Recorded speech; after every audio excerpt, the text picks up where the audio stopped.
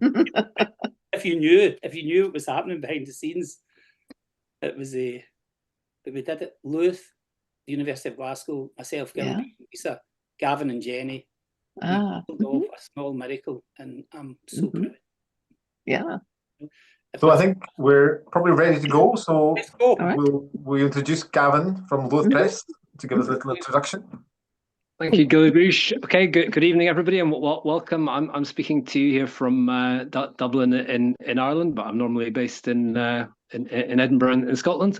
We're delighted to be publishing Outlander and Scotland, touchstones and signposts. I'm delighted to be joined this evening by the three editors of the book, and I think that they'll explain how the book came about and so on very soon.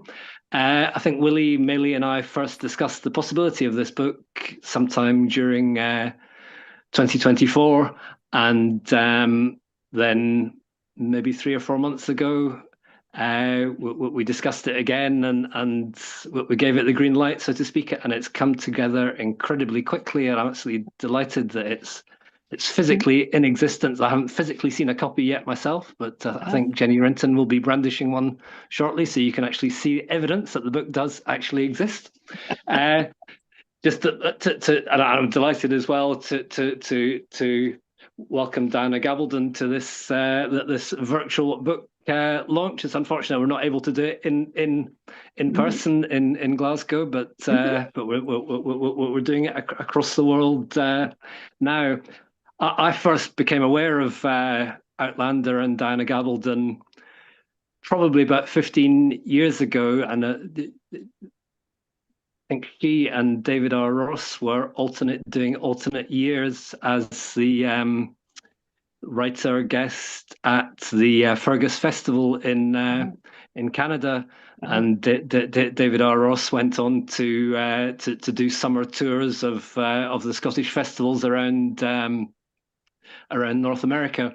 So I was aware of the books and obviously then the TV series and so on, and I was just checking back on the dates and so on. So I think the first Outlander book was published in 1991, so that's 34 years ago, and the TV series.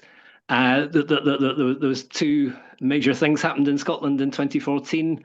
There was the referendum on Scottish independence in September 2014, and in August 2014, the first series of Outlander was screened. So the book that we're launching today, just to give you a very quick description of it, Outlander and Scotland examines the influence of the Outlander series on both Scottish culture and global perceptions of Scottish history. Born out of the first major international Outlander conference held at the University of Glasgow, this book presents groundbreaking work from diverse fields: history, tourism, literature, anthropology, linguistics, and medicine.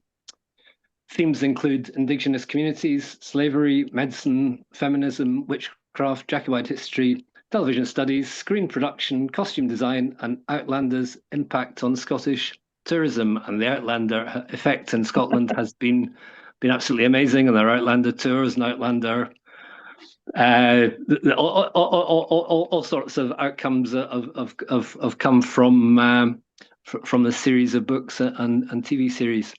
So with that, I shall hand over to the editors of the book, who are Lisa Kelly, who's a senior lecturer in film and TV studies at the University of Glasgow, an author and entrepreneur. She brings a lifelong love of TV to work on the screen industries.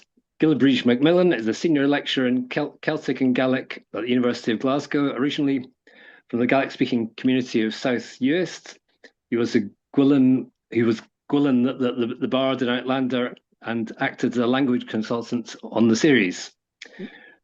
Willie Mailey recently retired as Professor of English Literature at the University of Glasgow, a critic, editor, teacher, and writer. He co-founded the creative writing course at Glasgow University with Philip Hobsbawm, and this is the 4th book that we've worked with Willie on, so he worked on Scotland and Easter Rising, the Lions of Lisbon, celebrating the first British team to win the European Cup in 1967, and Our Fathers Fought Franco, which was a first-hand account of 4 men who'd fought in the Spanish Civil War, put together by their offspring, 2 of whom are on this call tonight, Willie Maley and Jenny Renton.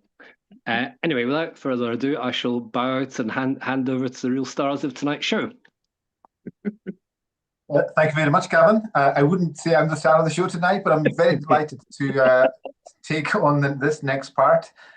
It's very fitting in many ways that we're here on Zoom, online tonight, because it brings us back almost 5 years to a time when we were all very attached to our Zoom, and that was the time of the pandemic. And the very first Outlander conference at the University of Glasgow was planned for 2021, which had sadly to be postponed. But we were absolutely delighted to be able to hold the Outlander conference at the University of Glasgow in 2023, and especially to have our very esteemed guest, triple, if not quadruple, Dr. Diana Gabaldon with us for the event. It was a wonderful, wonderful occasion.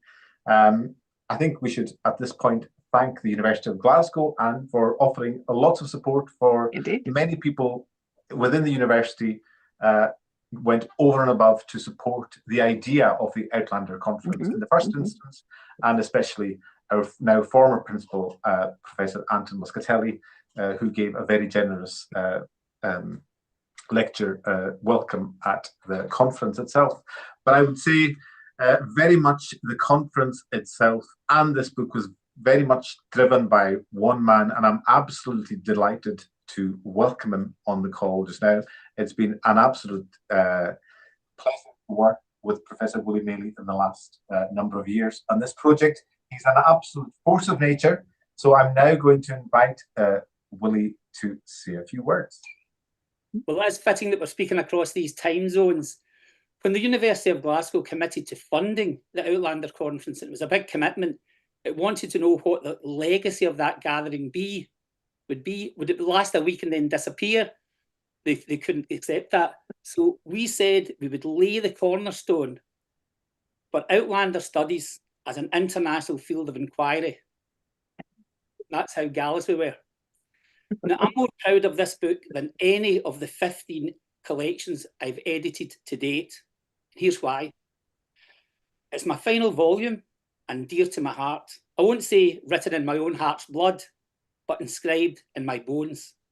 But beyond that feeling, bone deep, I can say that this is the most inclusive, diverse, and interdisciplinary collection I've ever been involved in.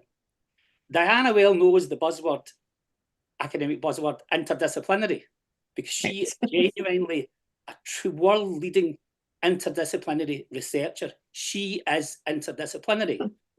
In universities, this has often meant a historian doing literary criticism or a literary critic doing history equally badly. But with 44 contributors on board, we've done a brilliant, and I don't often pat myself in the back, I'm quite humble really, but we've done a brilliant job. It was a lot of work, and for those unfamiliar with publishing, if we had gone with a straight academic publisher, this book would have had between 8 and 10 contributors. A maximum, the max, essays averaging 6,000 words, plenary papers and 1 or 2 early career researchers, a lengthy gestation period, including a painful review process before the proposal was even accepted and would likely have appeared around 2029. So at which point my wife would have the Ouija board out. So I know what academic publishing of collections usually entails. I've 30 years of experience, which is 3 to 5 years, if you're lucky, of drag and drudgery. I've got 4 essays in press that I'll never see.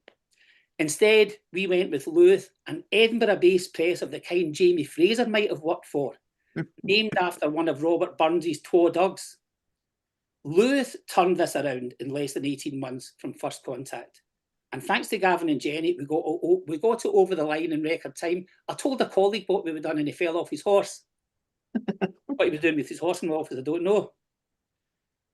So Gilly Breeze, Lisa and I, given our challenging work schedules, did an amazing job too in keeping everything and everyone together and getting this fantastic collection out before season 8 and book 10.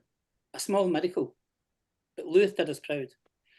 At school, I was 17 and I was a bit nervous and shy as a child. We had to recite the Twa Dogs, but I didn't have to. We got asked, we were the only 2 boys in the class, me and this other shy boy. And oh God, we were forced at the point of haggis knife to do this, to recite the Twa Dogs in its entirety, and it's quite a long poem. So at schools we recited Caesar. See, there's 2 dogs. Caesar, who's a pampered rich man's dog, a Newfoundland dog or something, at school. So Caesar, the rich man's dog, asked Louth, and this is why Louth is called Louth, the ploughman's collie. I've often wondered, honest Louth, what sort of life poor dogs like you have? Well, it turns out a good life, a life well lived, an honest life, a life of labour. Outlander in Scotland, touchstones and signposts as a remarkable achievement. I feel like a reviewer and not one of the editors. We turned back time, then we pressed fast forward. We did it. We laid the foundations of Outlander studies. Time now to go through the stones, clutching our guiding gems. Thank you. Thank you very much, Willie. That's absolutely fantastic, and I just have to say again, it's been an absolute pleasure working with you, and I'm sure everyone who has been working with you on the conference and throughout all these years will absolutely agree with that. So we're going to move now to Diana. Thank you very much for being on the call, and indeed thank you very much for all your generosity for coming to Glasgow for the Outlander conference, for writing a wonderful essay for the book, and also for answering Willie's questions, which is also included in the book. It's just wonderful to have you in the book, and also I think it's just wonderful to be so generous with your time, and we most genuinely thank you very much for that. So I've got a few questions. We're going to have a little conversation now. Sounds good.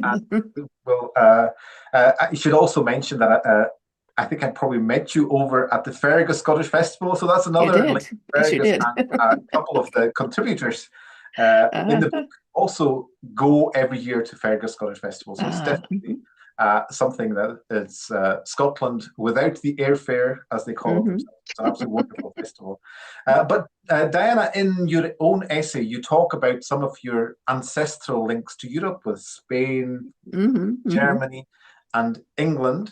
Yes. And you mention different strands or different personality traits coming from those different peoples that you come from, and how that may have had an impact on your, certainly on the way you were raised, but also possibly on your writing. So can you just tell us a little bit about how you kind of your own ancestry had an impact on your writing over time? With you mentioned your father's sombrero in the book, for example. Yes.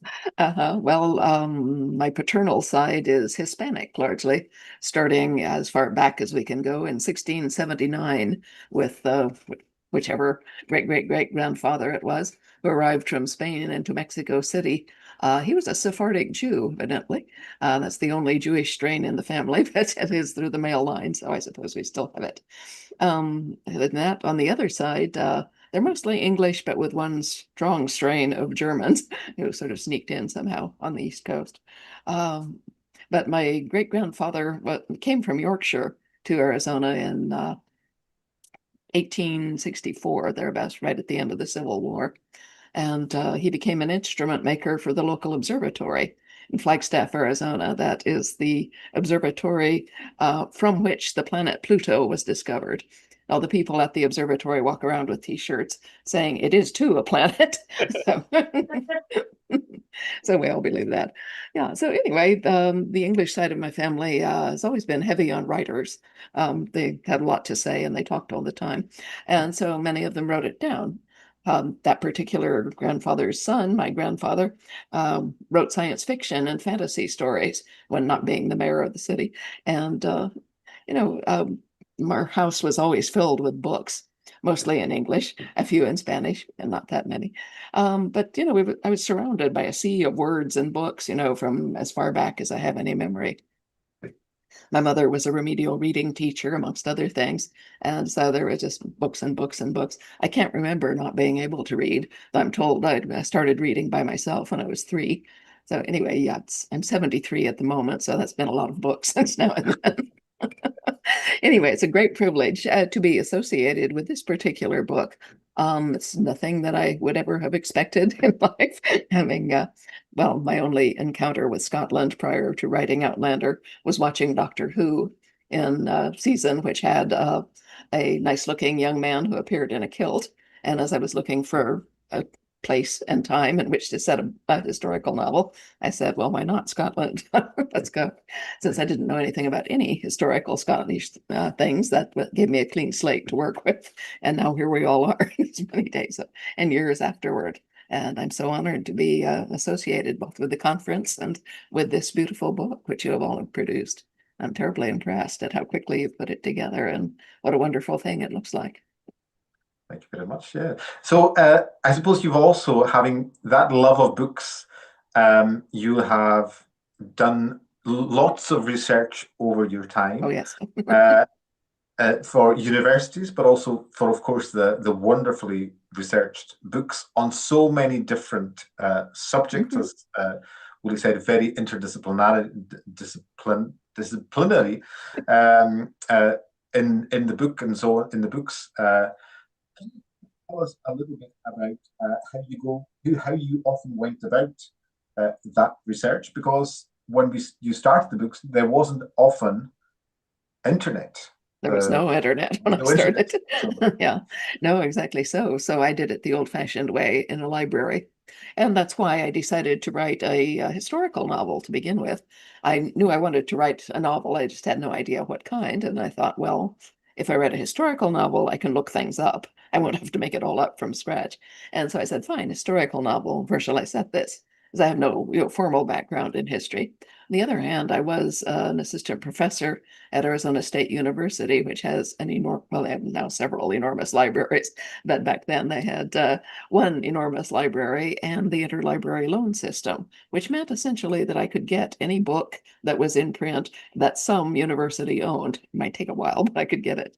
And so I went about doing my research on Scotland by the very scientific method of going to the library and pulling out the various drawers in the little card catalog, because we had no computers. It was all card catalogs. So you had these little drawers filled with index cards, which had numbers on them and topics and so forth. And so I said, okay, Scotland, Highlands, and I think I came up with 18 cards. And so I went to the shelf where those titles were listed and suddenly found, 200 or 300 books on Scotland, geography, language, custom, dress, etc. So being a university faculty member, I was able to take out as many of them as I wanted.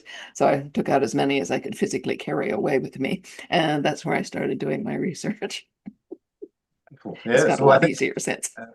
Yeah, so I think in many ways, having that grounded knowledge of research would have helped you do all that wonderful and very rich research. I suppose it would have been very hard to believe, or perhaps you had full confidence that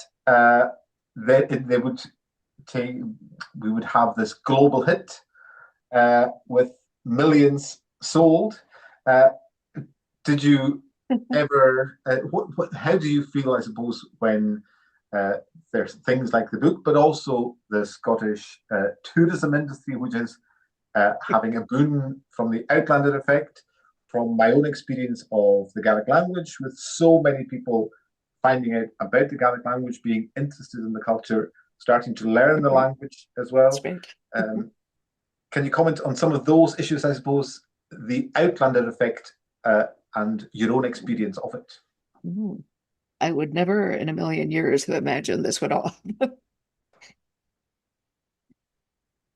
I wrote Outlander for practice. I was never going to show it to anyone.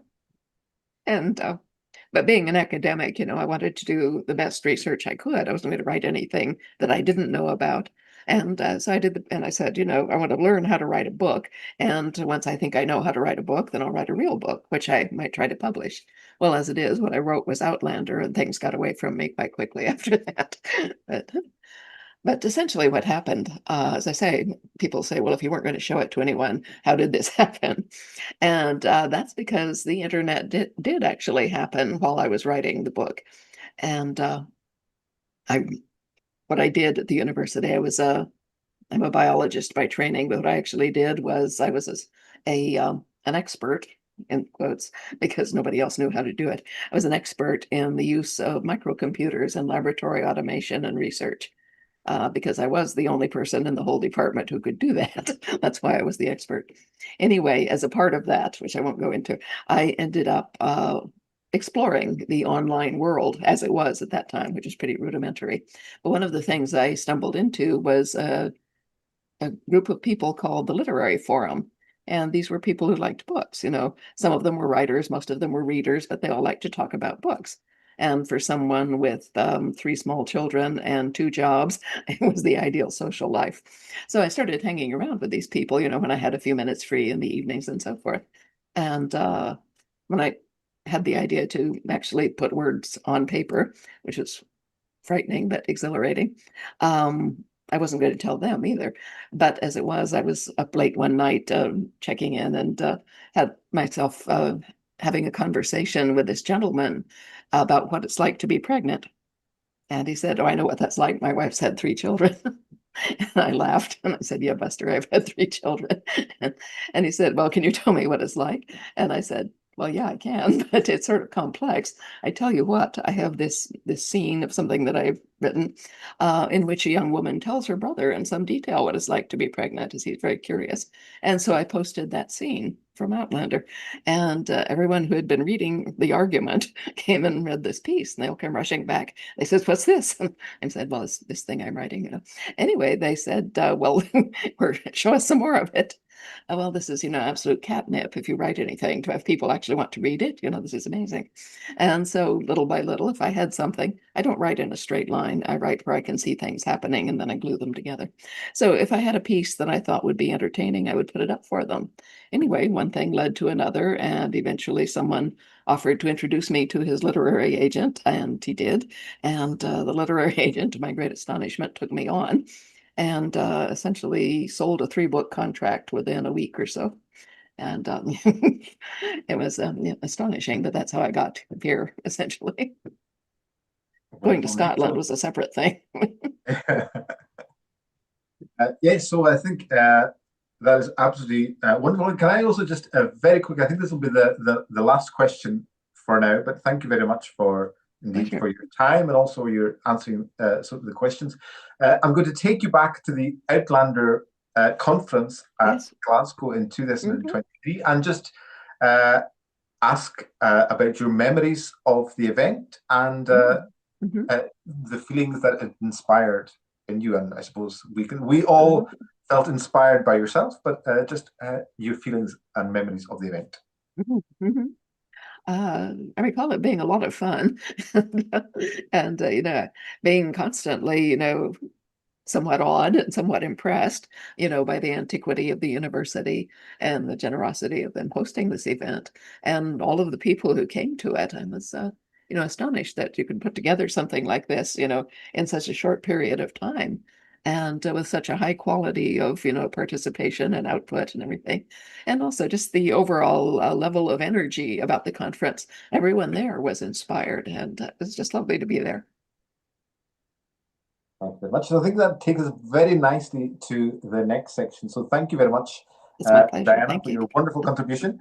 We're going to I suppose, now look at some of the aspects and subjects in the book, and this will show you, I suppose, the very diverse and wide-ranging subjects covered by the book.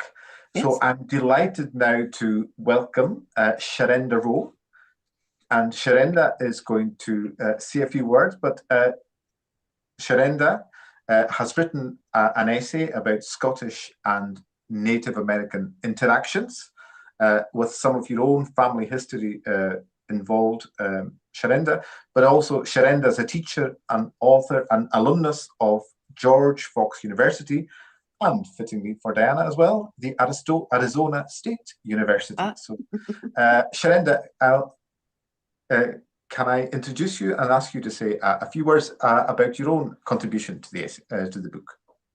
Yes, thank you so much, Diana. I'm in Arizona with you. Great. So thank you so much. And Willie Maley, thank you so much. The conference was amazing. And to Luath Press, thank you for the opportunity. In Outlander, the Frasers interact with Native Americans. My essay in the book shares new historical data and rare photographs documenting these interactions and the resulting intermarriages and families. My specific ancestry of Scottish and Shawnee bloodlines is well documented through DNA evidence, U.S. government census documents, and the Dawes rolls. My second great-grandmother, I'm going to have some pictures to show you a little bit here. My second great-grandmother, these are original pictures. This is the only pictures we have of her, so hopefully you can see her. She is this one right here. Mary Dougherty, who was related to Chief Bluejacket, journeyed with her twin sister Marion and their mother, Harriet Ross, from Kansas to Indian Territory in what is now the state of Oklahoma after the Indian Removal Act of 1830. They traveled on foot and on horseback with their small band of 722 Shawnee. And when Mary was 19, she married Warren Williams. This is an original tin of Warren Williams, my second great-grandfather. This is where we get the Scottish bloodlines coming in. And he served in the Union Cavalry in the U.S. Civil War. He moved into Indian Territory to seek a new life. And then together they had 7 children. Got a few pictures, and a lot of these pictures are in the book too. So they had 7 children. Unfortunately, Mary passed away, so Warren raised the 7 children. He sent them to Quapaw Indian School, and they were very unhappy there, so he brought them home, and he brought in a tutor who he eventually married, and they continued the family, and they were happy. So just to continue the Native and Scottish ancestry, this is my great-grandmother, and then she married and had my grandfather, and here she is, married, and then my grandfather is this little guy in the dress. Back then, they dressed the babies in dresses. He was named after the first governor of Oklahoma, so which was Indian Territory at the time, Charles Haskell, and he married a Scottish lady, my grandmother, Ruth Scott. So there's been such intermingling of the Scottish and Native Americans, and a lot of people at the conference had questions about that, and I think it just has to do with maybe the tribal and the community elements of both of the groups of people. And so this is just one example of an ancestry that shows the Scottish and Native American interactions, intermarriages, and family bloodlines. Thank you. Thank you very much, Sharenda. That's absolutely wonderful. And you've got your wonderful essay in the book. And also, just to mention, Willie Maley also has a wonderful essay about links between Scotland and Native Americans as well. I wouldn't say any more about that. You'll have to buy the book for that information. I'll leave that hanging there for the moment. But thank you very much, Sharenda. That was absolutely wonderful. Thank you. I'm now going to invite Sheila Briggs to come on the call. And Sheila Briggs is Assistant Professor of Religion, Gender and Sexuality Studies at the University of Southern California. So, Sheila, can you tell us a little bit about your essay in the book? Well, I'm very happy to be here. This is a marvelous event. I thank the editors and the press for doing a fantastic job. The conference was amazing, but this sort of continues and builds on it in a remarkable way. Let me just say how I came to Outlander. I had not read the novels before the TV series appeared. And I remember in the summer 2014, I was back in England because I come from England originally. And there was a lot of buzz about this new series. And it was about something that I'm intellectually obsessed about, which is time. What is time? What is its nature? And at the same time, it had become politically controversial because of the referendum on Scottish independence. And there was this rumor that the BBC had refused to take it up because it was seen as being too pro Scottish independence. So there was already this political aspect that also interested me. So I began watching the series, and it immediately struck me how much religion was in it. And that's what I teach. And I also am interested in gender. So it was exactly what the TV series that I wanted to watch. And my essay sort of comes out of that. I have some of the same sort of background that Diana has, and which some of the other people in the book have. I had a Nigerian Yoruba father and an English mother. And that puts me in the situation of being both the descendant of the colonized and the colonizer. So a sort of complicated relationship to the colonial past, and therefore also a very complicated relationship as a Black English woman to Scotland and its struggles for independence. I'll come back to this, but let's about how this I see it framing the narratives. But the one thing I'd like to stress here, which was the center of my thing, was how this is about historical time. This is this grand narrative. And for me, what makes Outlander so important and should be studied by scholars of religion is that the motif of time travel serves a very specific purpose. It is to show that basically we are responsible for the history we make. And religion is very much interlinked. I talk about it in my essay, where Claire has this long conversation in this monastery with Brother Anselm. And she says, I may have affected the future. No, I have affected the future. And I don't know how. And that's what frightens me so much. And Anselm replies, well, everybody's actions affect the future, whether you were in your own time or in our time. And so what I see as the message here that is coming out of this is that the moral agency of the time travel, I'm quoting here, is under the same historical constraints as the rest of us. Historical time cannot be undone. Outlander is this monumental narrative about being morally responsible, a morally responsible agent in historical time. And I think that this brings me to sort of thinking about another scene, which is in the TV series, not just in the book. And my experience at the Outlander conference, I knew obviously something about the Jacobite rebellion, but what I think I became very impressed, particularly by one of the keynote speeches there, was that this really was a pivotal point in global history. I mean, this is the point at which British colonialism gets its strength.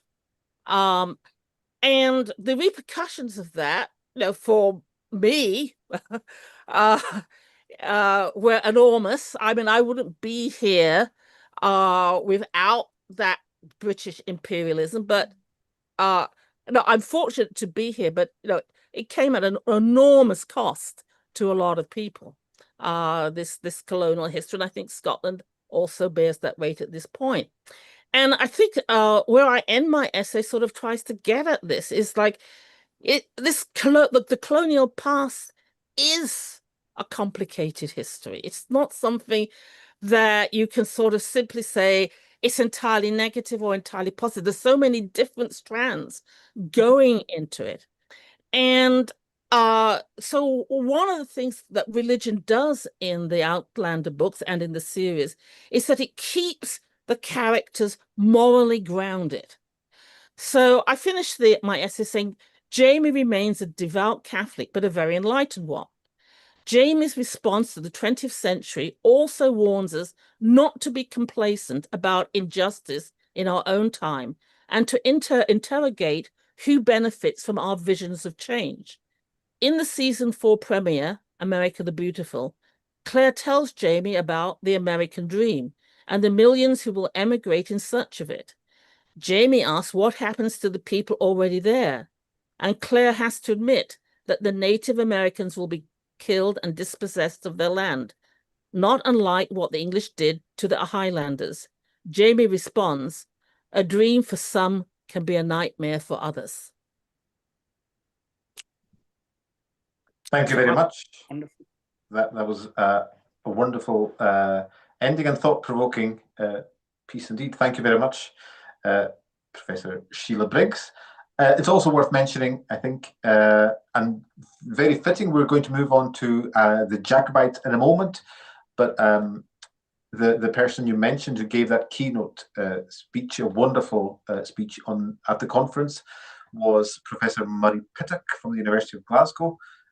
He's got lots of wonderful books on Jacobite history and so on. So look out for books by Professor Murray Pittock as well. But as I mentioned, we're going to move on to Dr. Darren S. Lane. And Darren has a PhD from the University of St. Andrews, and he's an expert on Jacobite history, among many other things. So I'll hand over to yourself, Darren. Thanks very much. Can you hear me okay? Yes. Can, yeah. Great. Hello, folks. I'm Darren, and it's been a real honor and a real joy as well to get the chance to contribute to this landmark volume. And alongside such a fantastic and diverse array of scholars and researchers. And I first read a full reading of Cross Stitch in the year 2000, the turn of the millennium, when I was working, doing some conservation work on the field at Culloden, and we were being housed by the NTS at the Clava Cottages. And in the middle of the night, I'd sneak out to the Clava Cairns and sit in the middle of the cairns and with the flashlight and read Outlander. And it was very resonant to be introduced to it that way. The focus of my studies centers on the experience of the plebeian or common participant in the late Jacobite era.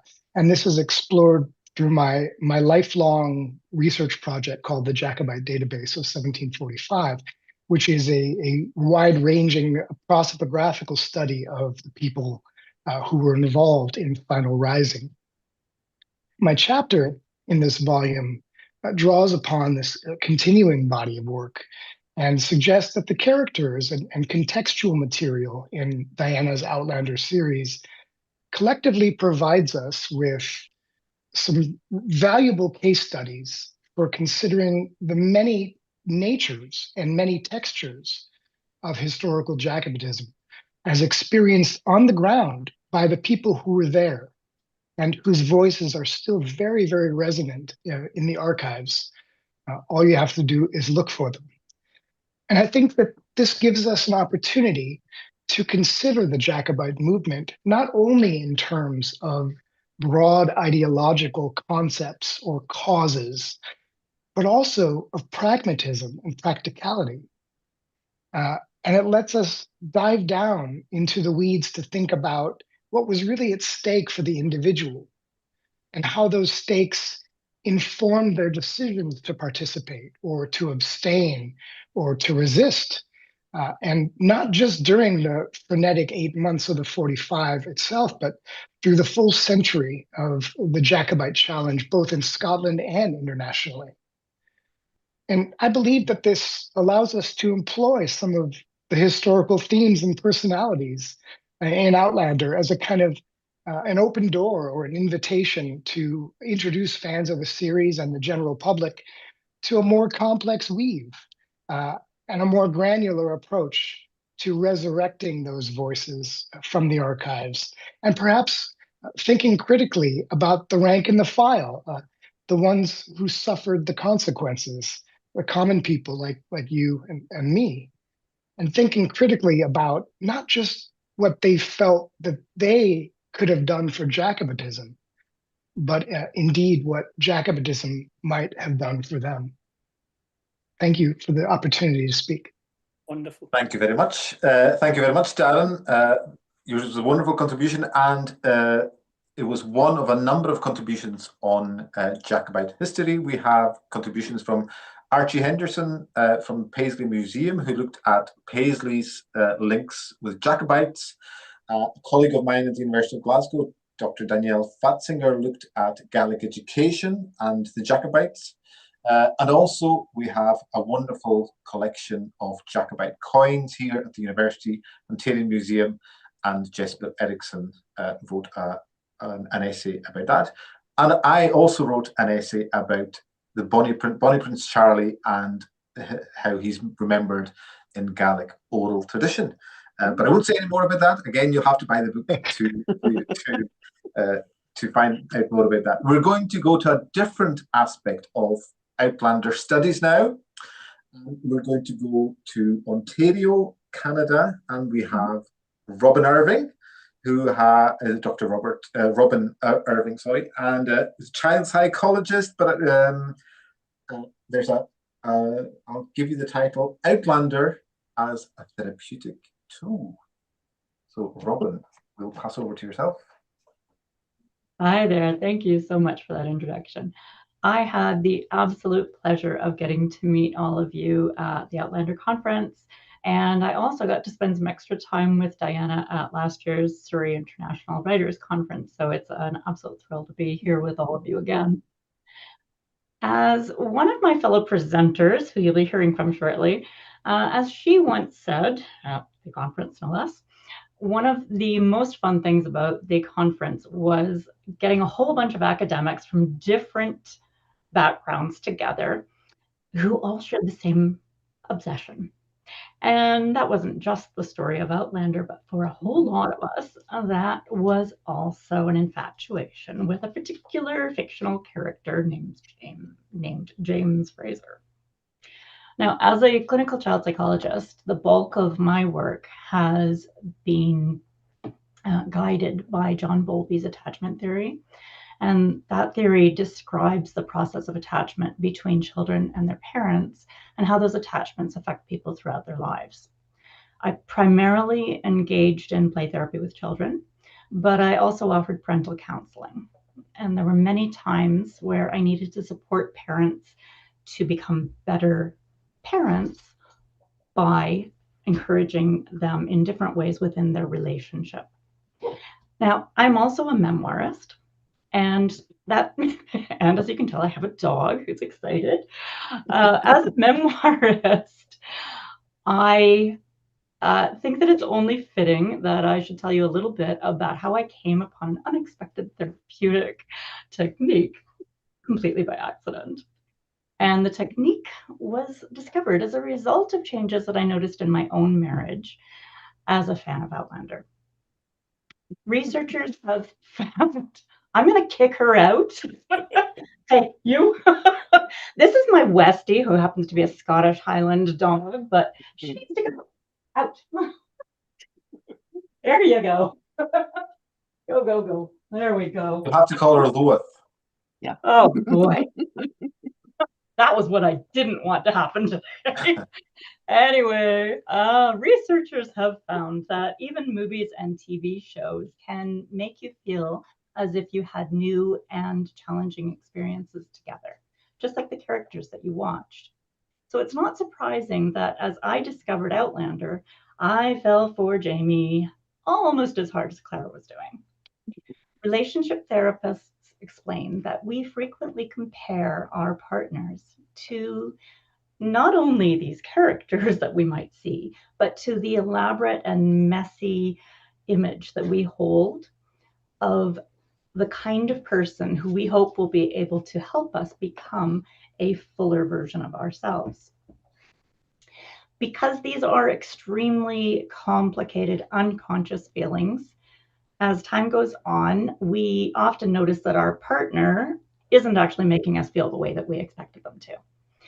So with me spending so much time with this fictionally perfect Jamie, all kinds of old feelings of disappointment were coming out, not just from my years of married life, but from my own earlier childhood experiences. Sorry, Mom and Dad, I know you're watching this, but that's the reality too. I discovered that I was annoyed with my husband, and I let him know it. He simply was not living up to my desire for my version of the King of Men.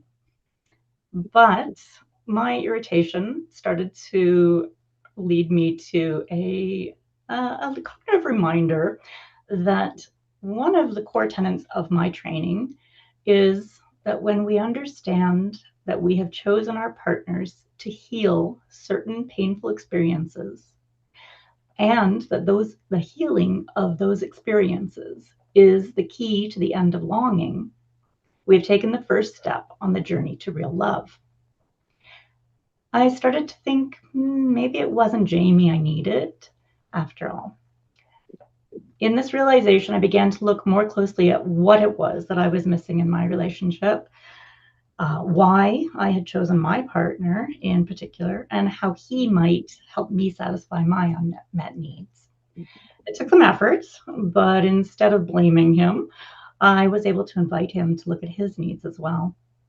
And that is the briefest of versions of how it is that I began to suggest that parents of my child clients should watch Outlander together, or read the books together, so that I could then guide them through feelings of disappointment and jealousy. I firmly believe that relationships can be positively impacted by Diana's Outlander. And if you'd like to find out more, I'd encourage you to read our new book. Thank you. Wonderful. Thank you very much. That's absolutely fantastic, Robin. And yeah, that's no more to be said on that. Thank you very much indeed. We're going to stay in Canada for the moment, and we're going to go to a completely different subject matter. Again, showing the wide range of subjects featured in the book. We're going to go to Dr. Jamie Rothenberger, who is a member of the faculty of the veterinary medicine of the University of Calgary.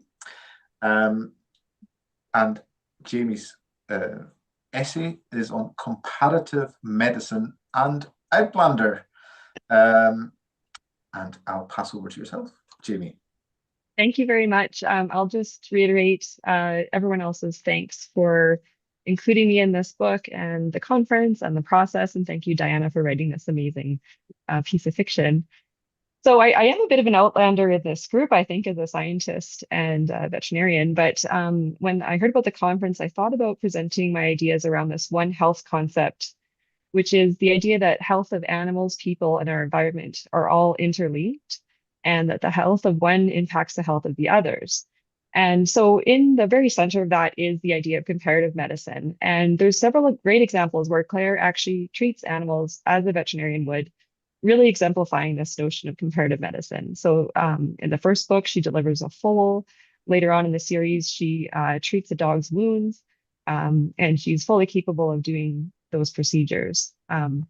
There's also instances of zoonotic diseases, real or imagined, I guess, if you read the essay, you'll see, those are pathogens that animals give to people and cause infections. And so for one example, I explored, could the wolf at the Wentworth prison attack potentially have rabies? Elsewhere in my essay, I looked at missed opportunities that surprised me as a veterinarian. The first was that I noticed Adzo wasn't neutered, which is fairly straightforward surgery. So I was surprised that that hadn't been done, but we get a fairly vivid description that he is, in fact, still intact. And also, I was really delighted to see Claire making medications and experimenting, but I was really surprised when she didn't experiment on animals before people, as is sort of the standard practice. So anesthesia on a small mammal like a mouse that she caught on the ridge might have been possible, or maybe one of the white sow's piglets. Using penicillin on the animal is more tricky. You need them to actually ingest it. You would need an animal with an active infection. So yeah, those were kind of things that I thought, geez, I wonder why Claire didn't do that. And then sort of zooming out, you know, the characters in the story really depend on this notion of healthy environments and healthy animals for things like food, clothing, transportation. So in sum, you know, Claire, her primary practice was not veterinary medicine, but she treats animals as a veterinarian would in many instances. She's concerned about food safety of animal products. There's times when she surprisingly doesn't apply her knowledge.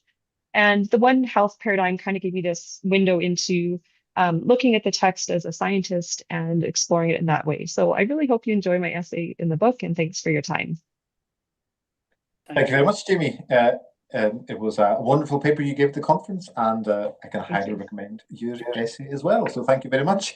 And our final contributor for this evening is someone I'm sure a lot of people know from social media, from I think Doctor of Outlander. We have two Doctors of Outlander on the call. I think it's also worth mentioning Dr. Teresa Doki, who graduated from the University of Glasgow, looking at aspects of the Outlander effect recently. But certainly Alex Dolt recently graduated from the University of the Highlands and Islands, with Diana, of course, in attendance as well, getting a second honorary degree. I'm sure it was a wonderful occasion up in Inverness. And Alex also has two contributions in the book. So you have one by yourself you can talk about as well, but then you can also say a few words about some of the contribution you have looking at the Outlander effect. Yes, thank you very much. So when the call for papers came in for the first version of the conference for 2021, I was just kind of starting understanding what my PhD research is about. So I'm called the Doctor of Outlander because my PhD thesis is entirely about Outlander. And in it, I look at in what ways Diana's writing makes us learn anything about Scottish history, American history. So the call for paper was an opportunity for me to look at something that I found really interesting, but didn't have space for in my thesis. So the paper that I wrote by myself is called Translating Outlander, and it's about the titles and covers of the German editions, because I'm German and I hadn't ever come across the novels before I went for a semester abroad in Scotland. My dad suggested to watch it with me, and I realized very quickly that was a bit weird for the first season to be watching this with your dad, but that really got me into it. I read all the books and then realized I hadn't seen them in Germany in the bookshops, and I didn't know why. And after a while I found out that it's potentially because the first book wasn't called Outlander.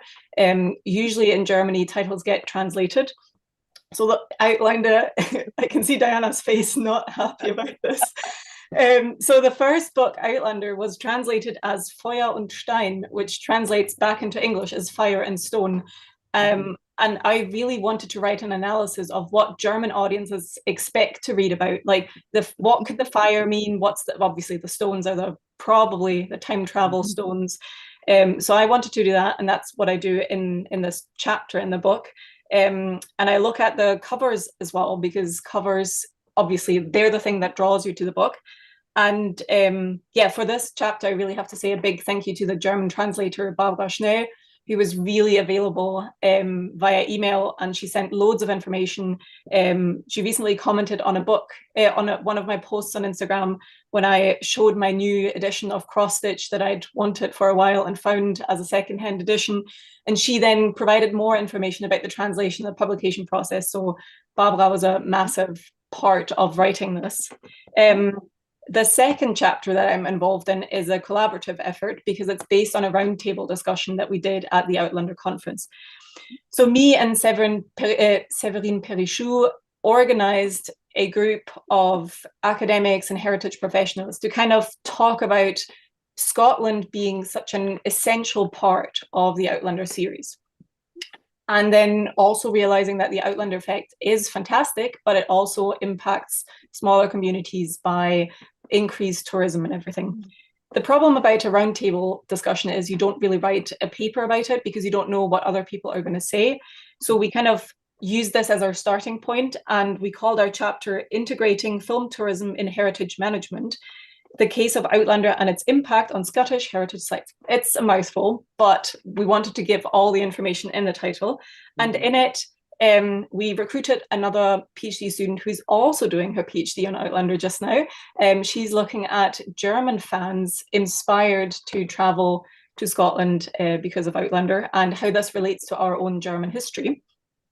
So it's me, Séverine Perichou, and Juliette Héritier who wrote this together. And we look at 3 very specific case studies to give people an idea of what has already been done and what is possible for these small communities.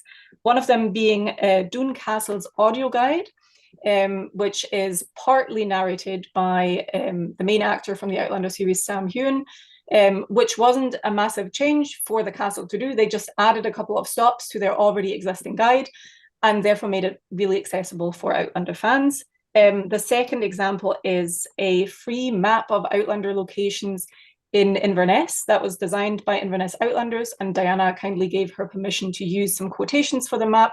This has already been in its second run, I believe, and I'm very glad to be part of this amazing group of women that just do it for free.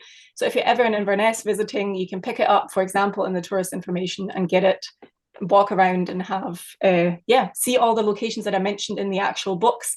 It's not film locations there.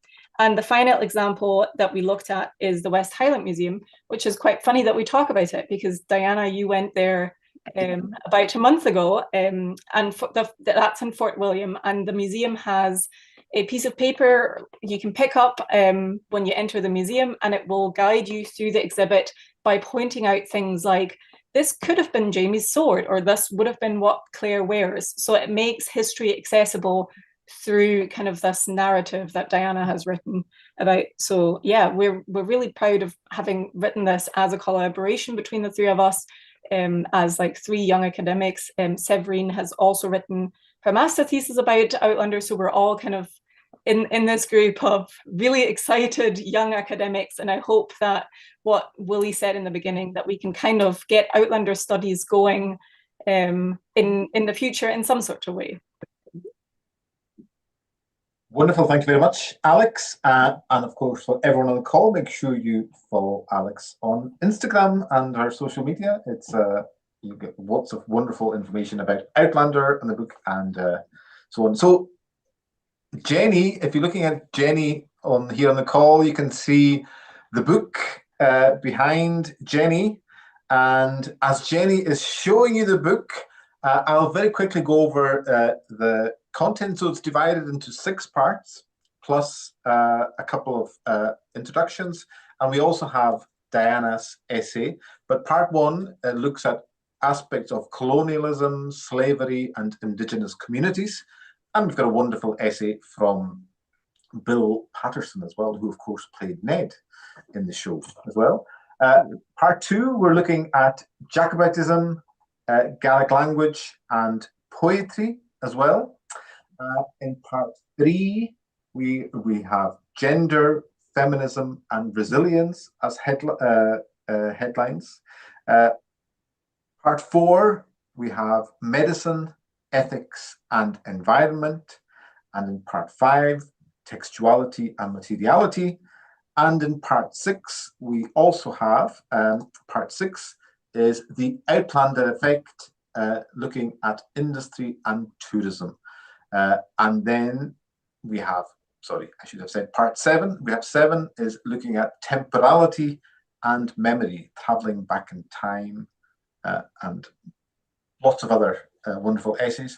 And then finally, we also have 10 Outlander questions answered by Diana from conversation with Willie Maley. So it's a very broad, wide-ranging book. It's been absolutely wonderful to work on, and we're so happy that the book has arrived just in time. We're cutting it fine in good Scottish tradition, cutting it fine, but the book did arrive, and we've got wonderful copies, and they will be sent out in the coming days.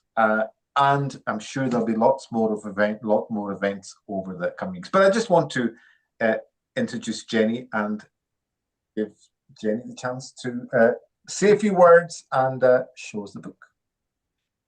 All right. Well, I feel really privileged to be the first person to have this book in their hand. It's really exciting, and I was quite involved with it, really liaising with Willie. And I feel his enthusiasm for this project was hugely infectious.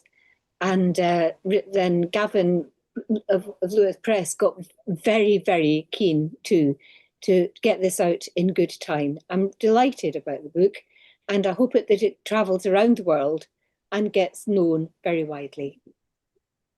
Thank you very much. And it will make a wonderful Christmas present. Even if they wouldn't have it for Christmas, it'll still make a wonderful present. So thank you very much indeed. It's been a wonderful evening. I think there are a few questions in the chat, but mainly about availability, and of course they will be available soon, but I'll pass over to yourself, Willie.